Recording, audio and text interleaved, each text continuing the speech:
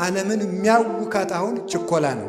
ቸኩሎ ማግባት፣ ቸኩሎ መመንኮስ፣ ቸኩሎ መብቃት፣ ቸኩሎ ቅዱስ መሆን ያምራችኋል አይደል? እናንተ ራሳችሁ ሱባኤ በሄዳችሁ በሶስተኛው ቀን ክንፍ አውጥቼ እንደሆነ ብላችሁ ጉያችሁ መዳሰስ ነው የምትጀምሩት ማለት ነው። በቃ ቸኩሎ መምህር መሆን ይሄ ሁሉ ማለት ነው። እንደዚህ ያለው ቸኩሎ መናገር፣ መረጋጋትን ማጣት የእግዚአብሔር ሰዎችና የሰይጣን ሰዎች ምልክት አንደዋችሁ ችኮላና መረጋጋት። አሁን የመንደር ጠለቅላቆች የሆኑ ሾላቆች ምዕመናንን አንድ የሚያሰድዱበት ኢትዮጵያ የዓለም ብርሃን በሚባለው ቴዎድሮሳውያን የሚባሉት ተሐድሶዎችም ጭምር ቤተ ክርስቲያኒቱን ትቷታል። ኃጢአት ሰልጥኖባታል። ጳጳሳት ኃጢአተኞች ናቸው። መነኮሳት ኃጢአተኞች ናቸው። ገዳሙም ረክሷል። ዲያቆናቱም ረክሰዋል። ቄሶቹም ረክሰዋል። ስለዚህ የክርስቶስ ቤተ ክርስቲያን አይደለችም ብለው ስለሚሉን ቸኩለን መቅሰፍት ባለማየታችን ከቤተ ክርስቲያን እንደ ኤሳው ቸኩለን እንዳንወጣ እግዚአብሔር ይጠብቀን። እንዲሁ መናፍቅም አንዳንድ ጊዜ ይነሳ፣ መቤት ይነሳ፣ ጥሩ ነው። እንዲያውም ቅዱስ ዮሐንስ አፈወርቅ ይላል፣ መናፍቃን እናመሰግናችኋለን፣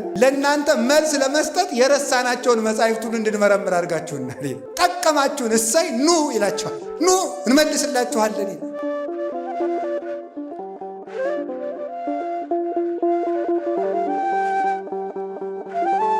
ምልክት ያላቸው በጎች ለያዕቆብ፣ ምልክት የሌላቸው በጎች ለላባ። በሉ አንድ ጊዜ ምልክት ያላቸው በጎች በሉ ለያዕቆብ፣ ምልክት የሌላቸው በጎች ለማን? እስኪ አንድ ጊዜ በሉ እንደገና። ምልክት ያላቸው በጎች ለያዕቆብ፣ ምልክት የሌላቸው በጎች ለማን? ሶስት እናድርገው። ምልክት ያላቸው በጎች ለያዕቆብ፣ ምልክት የሌላቸው በጎች የማን ናቸው? እሺ ኦሪት ዘፍጥረት ምዕራፍ 30 ቁጥር 41 ላይ የምናገኘው ኃይለ ቃል ነው። ይህንን ኃይለ ቃል በዘመኑ ሳይኖር ለቅዱሳን እግዚአብሔር በሚሰጠው መንፈሳዊ ዓይን ተቃኝቶ የጻፈልን አባታችን ሙሴ ነው። በዚህ አጭር የትምህርት ጊዜ የምናየው አባታችን ያዕቆብ ካደረገው ወይም ከገጠመው አንድ መንፈሳዊ ታሪክ የሚሆነንን መንፈሳዊ መልእክት ነው የምናየው። ያዕቆብን ሁላችሁ ታውቁታላችሁ። የይስሐቅ ታናሹ ልጅ ነው። ያዕቆብና ኤሳው ይዋደዳሉ። ኤሳውን ይስሐቅ ይወዳል። ርብቃ ያዕቆብን ትወዳለች። ኤሳው አደን ያድን ነበረ። እያደነ አባቱ ይስሐቅን ይመግብ ነበረ። ያዕቆብ ደግሞ በቤት ውስጥ ለእናቱ ውሃ እየቀዳ እሳት እያነደደ ይውል ስለነበረ እናቱ ርብቃ የምትወደው ያዕቆብን ነው። እናቶቻችን በቤት የሚረዳቸውን ይወዳሉ። አባቶቻችን በውጭ የሚረዳቸውን ይወዳሉ። ከዚህ የተነሳ ሲሆን ለያዕቆብ ብኩርና አልነበረውም፣ ታናሽ ነው። ለኤሳው ብኩርና አለው። ብኩርና የታላቅ ልጅ ወይም የመጀመሪያው የእናቱን ማኅፀን የሚከፍት በኩር ይባላል። አለቃ ማለት ነው። አለቃ የበላይ ራስ አዛዥ ማለት ነው። በኩር ማለት ነው። መጀመሪያ ለተወለዱ ልጆች እግዚአብሔር የሰጠው ስልጣን ነው። ይሄ የሃይማኖትና የበረከትም ምልክት ነው። ይህንን ሲሆን እንግዲህ ከዕለታት አንድ ቀን ኤሳው አደን ውሎ ሲመጣ ያዕቆብ ምስር ንፍሮ ዳቦ በሽሮ እየበላ አገኘው። ስጠኝ ምበላው አለው። ብኩርናህን ስጠኝ አለው። ታላቅነት ማለት ነው። ታላቅነት፣ በረከት፣ የበላይነት ማለት ነው።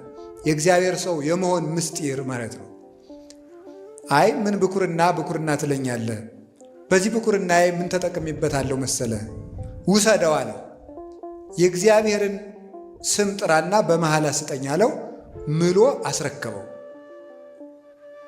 ትዕግስት አጥቶ ነው። ትንሽ ቢቆይ ኑሮ እናቱ መታ ትሰጠው ነበረ። በመቸኮሉ ግን ክብሩን ለምስር አጥተዋል ማለት ነው። በመቸኮላችን ምክንያት የምናጣው በጣም ብዙ ነገር አለ። በጣም ዓለምን የሚያውካት አሁን ችኮላ ነው። ቸኩሎ ማግባት፣ ቸኩሎ መመንኮስ፣ ቸኩሎ መብቃት፣ ቸኩሎ ቅዱስ መሆን ያምራችኋል አይደል? እናንተ ራሳችሁ ሱባኤ በሄዳችሁ በሶስተኛው ቀን ክንፍ አውጥቼ እንደሆነ ብላችሁ ጉያችሁ መዳሰስ ነው የምትጀምሩት ማለት ነው። በቃ ቸኩሎ መምህር መሆን ይሄ ሁሉ ማለት ነው። እንደዚህ ያለው ቸኩሎ መናገር፣ መረጋጋትን ማጣት። የእግዚአብሔር ሰዎችና የሰይጣን ሰዎች ምልክት አንዷቹ ችኮላና መረጋጋት ነው። ህዱእነት፣ ህድአት፣ መረጋጋት፣ ጸጥታ። ሊቃውንቱ ምን ይላሉ? ለመናፍቃን ህድአት የላቸውም። እርጋታ የሚባል ነገር የለም። ሁሉንም ቶሎ ሞክረን እንጠፋለን። ሌላው ቀርቶ 5 ዓመት የጸለይንበትን ጊዜ እግዚአብሔር ዛሬ መልስ በሚሰጥበት ጊዜ እኛ አኩርፈን ጥለን እንሄዳለን። ቸኩለን ማለት ነው። በክፉ ሰዎች ላይ ሲፈረድባቸው ዛሬ ካላየን ብለን ሃይማኖቱን የሚክድ ሰውም አለ። ከቤተ ክርስቲያን የሚወጣ ዛሬ ለምን ዋጋቸውን አይሰጣቸውም ብሎ ዲዮቅልጥያኖስ የተባለው ንጉሥ ቤተ ክርስቲያንን ያን ያህል የክርስቲያኖችን አካላቸውን እንዳክርማ እየሰነጠቀ ደማቸውን እንደ ውሃ ሲያፈስ የነበር በመቸኮሉ ነው። መቸኮል ከሃይማኖት ያወጣል። ለምንድን ነው እንደዚህ ያደረገው? አባ አጋግዮስ የሚባል ሰው ነበር፣ ጳጳስ።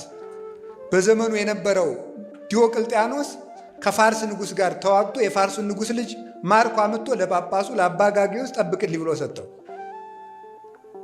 ጠብቅልኝ ብሎ ሲሰጠው ያኛው ንጉሥ መጣና ወርቅ ሰጥቶ ልጁን ይዞት ሄደ። ለጳጳሱ ወርቅ ሰጥቶ ዲዮቅልጥያኖስ ክርስቲያን ነው እኮ መጥቶ ሲጠይቀው ያ ልጅ እሳ ሲለው ሙቶ ቀብሬዋለሁ አለ። በሌላ ጊዜ ጦርነት ተነስቶ የዚያን ንጉሥ ልጅ ዲዮቅልጥያኖስ ማርኮ አምጥቶ ቤት አስቀምጦ ጳጳሱን ያ ልጅ እሳ አለው፣ ሙቶ ቀብሬዋለሁ አለው። ለካ እንዲህ እያሉ እየቀለዱ ነው የሚቀድሱት። እንዲህ እያሉ የቀደሱ ነው ክርስቲያንን የሚሉ። ይሄ ሰውዬ ቅዳሴ ይግባና እግዚአብሔር ካልቀሰፈው እኔ ሃይማኖቴን እክዳለሁ አለ። ቅዳሴ ገባ፣ ቀድሶ ወጣ፣ ምንም አልሆነም። ስለዚህ ይሄ ሰውዬ ዋሽቶ ወርቅ ተቀብሎ ያለውን የለም የሌለውን አለ ብሎ ክዶ ሲቀድስ እግዚአብሔር ካልቀሰፈው የክርስቲያኖች አምናት ስተት ነው ብሎ አብያተ ክርስቲያናት ይዘጉ፣ የጣዖታት ቤቶች ይከፈቱ ብሎ ያን ያህል ደም እንደ ውሃ ሲያፈስ የነበር በዚህ ምክንያት ነው። ቆይቶ ግን ትንሽ ቢታገስ አባ አጋግዮስ በመላኩ ተቀስፏል። ትዕግስት አጥቶ ግን እሱ ሃይማኖትን ክዶ ቤተክርስቲያን ያን ያህል አሰቃያት ማለት ነው። እግዚአብሔር ደግሞ ኃጢአተኛ ካህንን ቤተ መቅደስ ላይ ወዲያው አይቀስፍም። ለምን? ምዕመናን እንዳይሰናከሉ፣ ቤተ ክርስቲያን የአሕዛብ መሳቂያ እንዳትሆን። አየው ዋጋውን ሲሰጠው እየተባለ ክህነት መሳለቂያ እንዳይሆን። ሳቅ ወስላቀ ላጓሪነ እንዳለ ያንድ ካህን መዋረድ ለቤተ ክርስቲያን ውርደት ነው። ያንድ አባት መሰደብ የቤተ ክርስቲያን ስድብ ነው። ለዚያ ብሎ እግዚአብሔር ካህኑን ከነ ኃጢአቱ ይጠብቀዋል። እኛ ግን በመቸኮላችን ምክንያት ቸኩለን እግዚአብሔር ካለ ለምን እነዚህን ጠርጎ ያስወጣቸው ለምን አይገላቸውም ብሎ ቸኩሎ ከቤተ ክርስቲያን የሚወጣ ሰዋል። ቤተ ክርስቲያኒቱ ትክክል ስላልሆነች ነው እንጂ የሚሰርቁ የሚያመነዝሩ የሚጠነቁሉ ካህናት ተቀምጠው እግዚአብሔር ዝም ያለ ቤተ ክርስቲያኒቱ ትክክል ስላልሆነች ነው ብለው መናፍቃኑ ይህንን መሳሪያ ተጠቅመው ቤተ ክርስቲያንን እግዚአብሔር ትቷታል ብለው ከቤተ ክርስቲያን የሚያስወጡ ሰዎች አሉ። እንዴት እግዚአብሔር በእነዚህ ካህናት፣ በእነዚህ ዘማውያን፣ በእነዚህ አመንዝራዎች፣ በእነዚህ ገንዘብ ወዳጅ ጳጳሳት፣ በእነዚህ ዘረኞች አድሮ እንዴት ይኖራል? ቤተ ክርስቲያኒቱማ ከቀረች ስንት ዓመቷ የሚሉ ሰዎች አሉ። መንደር ለመንደር እየገቡ እንዲህ የሚያደርጉ ግን ቅዱስ ጳውሎስ እንዳለ ወኩሉ ጾሮ ይጸውር። እኔ ራሴ ያጋጥሞኛል በእውነት ማለት ነው። ስጋው ደግሞ አልቀበልም፣ በቃ በካህናት ላይ በማየው ችግር ምክንያት እኔ አልቆርብም ያሉ ምዕመናን አጋጥሞኝ ያውቃሉ። ግን ወኩሉ ጾሮ ይጸውር ገላትያ 6 ላይ ሰው ሁሉ የየራሱን ሸክም ይሸከማል። አንድ ንስሐ ልጅ የንስሐ አባቱን መሬት የእኩል ይዞ ሲያርስ የእኩል ይዞ ያርሳል። አንድ ቀን ሲያርግ ወርቅ በድስት ተቀብሮ አገኘ። ለሎሌው ይህ ወርቅ የንስሐ አባታችን ስለሆነ እንካ ወስድ ስጣቸው ብሎ ሰጡ። እሳቸው ወርቁን ተቀበሉና አይ ይገለኛል፣ ማን ነው ይካፈለኛል ሲሉ ያንን ሎሌውን ገደሉት። ወርቁን መብላት ሌላ ወንጀል ሳያካፍሉ እደግልኝ ብሎ ማካፈል ሲገባ ልጁን መግደል ሌላ ኃጢአት። ይሄንን ሲያደርጉ እንግዲህ ይሄንን ይዘው ሲቀድሱ እግዚአብሔር ዝም የሚላቸው ከሆነ እኔ አልቆርብም፣ ቁርባኑ የሚቅር ቅዳሴው የሚቅር ሁሉም የይስሙላ ነው አለ ሰውዬ።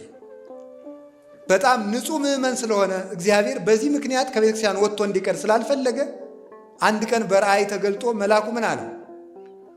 ይሄ ምንጩ የወርቅ የሆነ ውሃው ንጹሕ የሆነ መቅጃው ደግሞ የወርቅ የሆነ በወርቅ ማንኪያ ውሃ እየቀዳ ሰውነቱ እጁ ቁስል የሆነ ሰውዬ እንካጠጣ ሲለው ያየ እኔ ያልጠጣም እጸይፈዋለሁ አለ። እንዴ ገንዳው ንጹሕ፣ ምንጩ ንጹሕ፣ ውሃው ንጹሕ፣ ማንኪያው ንጹሕ፣ ከቁስሉ ምን አለ ዝም ብለህ ጠጣ አለ።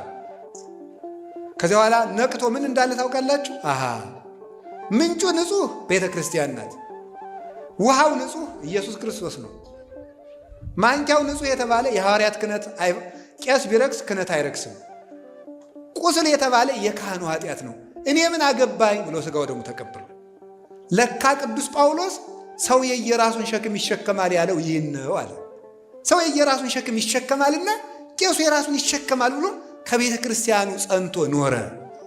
አሁን የመንደር ጠለቅላቆች የሆኑ ሾላኮች ምዕመናንን አንድ የሚያሰድዱበት ኢትዮጵያ የዓለም ብርሃን በሚባለው ቴዎድሮሳውያን የሚባሉት ተሐድሶዎችም ጭምር ቤተ ክርስቲያኒቱን ትቷታል። ኃጢአት ሰልጥኖባታል። ጳጳሳት ኃጢአተኞች ናቸው። መነኮሳት ኃጢአተኞች ናቸው። ገዳሙም ረክሷል። ዲያቆናቱም ረክሰዋል። ቄሶቹም ረክሰዋል። ስለዚህ የክርስቶስ ቤተ ክርስቲያን አይደለችም ብለው ስለሚሉን ቸኩለን መቅሰፍት ባለማየታችን ከቤተ ክርስቲያን እንደ ኤሳው ቸኩለን እንዳንወጣ እግዚአብሔር ይጠብቀን። አንዳንዱ ምስር ብሎ ማለት ነው። አንዳንዱ ምስር ብሎ ለስሜቱ ለስግብግብነቱ ወጣ። ያዕቆብ ያንን ተግቶ ቢፈልገው አላገኘውም። እዚህ በኋላ ይስሐቅ ልመርቅህ አለው። ና ልመርቅህ አለው። እየሮጠ ሄደ። ሊያድን ሲሄድ ያዕቆብ ቶሎ ብሎ ኤሳው አድኖ እስከሚመጣ ድረስ አርዶ አወራዶ ለአባቱ ሰጠው። የማንን? የኤሳውን ልብስ ለብሶ አጭና ማዛው ለወልድ የጥቀ ጥንቁቀ ከመጼና ገዳም ዘባረኮ እግዚአብሔር እምነጠሉ ለሰማይ ወምነ ስፋሃ ለምድር ይኩን በረከትከ። እንዲህ ያለ በረከት ይስጥህ ልጄ ብሎ መረቀው። ፈጥኖ ስለደረሰ ትልቁ ልጁ ሳይደርስ ታናሹ ልጁ አባቱን አስደሰተ። አባ ጊዮርጊስ ዘጋስጫ ኤሳው የአዳም ምሳሌ ነው፣ ይስሐቅ የእግዚአብሔር ምሳሌ ነው። ታላቁ ልጁ ፈጣሪውን አላስደሰተም፣ አዳም ፈጣሪውን አስከፋ። ታናሹ ልጅ የታላቁን ልብስ ለብሶ አባቱን ደስ አሰኘ ማለት የአዳምን ሥጋ ለብሶ ለአባቱ ራሱን የተወደደ መስዋዕት አድርጎ ያቀረበ ክርስቶስ ነው። ከዚያ በኋላ በረከት ለምድር ተሰጠ። የያዕቆብ ልጆች በዚህ 12 ልጆች በያዕቆብ በረከት ተባረኩ። እሱ የታላቅ ወንድሙን ልብስ ለብሶ ለአባቱ ባቀረበው ምግብ ባገኘው በረከት የእሱ ልጆች በረከትን አገኙ። መላው እስራኤል ተባረኩ። ክርስቶስ ለአባቱ ባቀረበው የእኛን ሥጋ ለብሶ ባቀረበው መስዋዕት 12ቱ ሐዋርያት ተባረኩ። በእነሱ በረከት ቤተ ክርስቲያን ጸንታ ትኖራለች። እግዚአብሔር ለያዕቆብ የሰጠው የበረከት ቀጠሮ በቤተ ክርስቲያን ጸንቶ ይገኛል ይላል ቅዱስ ዮሐንስ አፈወርቅ። በቤተ ክርስቲያን ጸንቶ ይገኛል። ማርና ወተት የምታፈስ ምድር አልሰጠውም። ከሰማይ ጠል ከምድር በረከት ሁሉ አልሰጠውም ለያዕቆብ። ለያዕቆብ የሰጠው በረከቱ ምንድን ነው ከተባለ ቤተ ክርስቲያን ውስጥ የሚገኘው የቤተ ክርስቲያን በረከት ነው። ይህንን በረከት ሰጠው። በኋላ ይገለው ሲፈልገው ተሰዶ ሄደ። ሂድ ወደዚያ ወደ አጎት ሂድ አለው። ሄደ። መንገድ ላይ ተንተርሶ መንገድ ላይ ሲደርስ መሸበት፣ እንቅልፍ መጣበት። ከመንገድ ዘወር ብሎ ተኛ። እንደተኛ ከተንተራሳት ደንጊያ ላይ መሰላል ከምድር እስከ ሰማይ ተተክላ መላእክት በውስጧ ሲወርዱባት ሲወጡባት ከጫፏ ላይ እግዚአብሔር ተቀምጦባት አየ። ይህ ስፍራ ታላቅ ነው። ዛቲኑ ሆታ ለሰማይ፣ ይህ የሰማይ ደጅ ናት። ይህ ሰማይ ደጅ ነው። ዘይት ሐነጽ ቤተ እግዚአብሔር ብሎ እዚያ ላይ ዘይት አፍሶ ያዕቆብ ስደቱን ቀጠለ። እየተረጎምን ለመሄድ ይቺ መሰላል እመቤታችን ቅድስት ድንግል ማርያም ናት። መሰላል በማለዳው ክፍለ ጊዜ እንደተማርነው የላዩ ወደ ታች እንደሚወርድ አምላክ ሰው ሆኖባታል። የታቹ ወደ ላይ እንደሚወጣ ሰው አምላክ የሆነው በእሷ ንጽሕና ነው። የወርቅ መሆኗ የእሷ ንጽሕናዋ ቅድስናዋ ነውር የሌለባት መሆኗ ነው። ላይ ጫፏ ላይ ያለው የመሰላሉ ራስ የድንግል ማርያም ሕሊና ነው። እንደምታስታውሱት ቅዱስ ጳውሎስ ምን ይላል? የሴት ሁሉ ራስ ወንድ ነው ይላል። የሴት ሁሉ ራስ ወንድ ነው አይደል እንዴ? አይደለም ነው ባትሉም ነው። የሴት ሁሉ ራስ ወንድ ነው ማለት ምን ማለት? ሴት ልጅ ለሔዋንነት ከደረሰች በሙሉ አይምሯ ወንድ ነው የሚያስብ ማለት ነው፣ ሌላ አይደለም። የሴት ራሷ ወንድ ነው ማለት ይሄ ነው ማለት አይደለም ነው። ስትለብሱ ራሱ እኮ ሴቶች ወንዶች ስለእናንተ ምን እንደሚያስቡ እያሰባችሁ ነው የምትለብሱት ማለት ነው።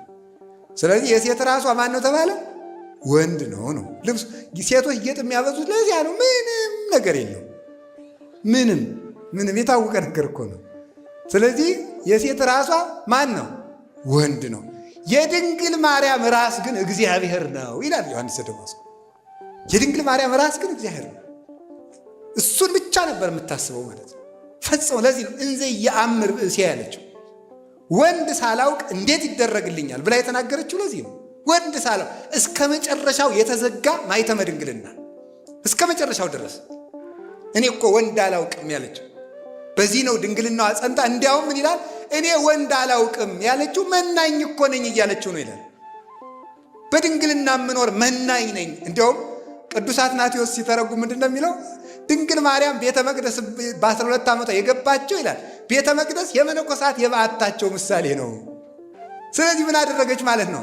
እሷ ገና ከእናቷ ማኅፀን ጀምሮ ቤተ መቅደስ ገብታ መኖሯ፣ በዚያም ጸንታ መቆየቷ መነኮሳት ከእናታቸው ማኅፀን ጀምረው በድንግልና ጸንተው በበዓት ጸንተው ለመኖራቸው ነው። ስለዚህ ወይነስው ደናግለ ድኅሪሃ፣ እሷ ድንግል ትሆናለች። እሷን እየተከተሉ ሌሎች ደናግል ይከተሏታል።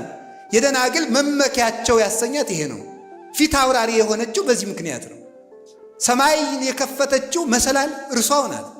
ሰማይን የከፈተችው መልአክን ከሰው ጋር ያነጋገረች፣ ሰውን ከመልአክ ጋር ያነጋገረች፣ መልአክ ወደ ሰው የወጣባት፣ ያዕቆብ ከስሯ የተኛባት ማለት ድንግል ማርያምን ተስፋ እያደረገ መሞቱ ነው።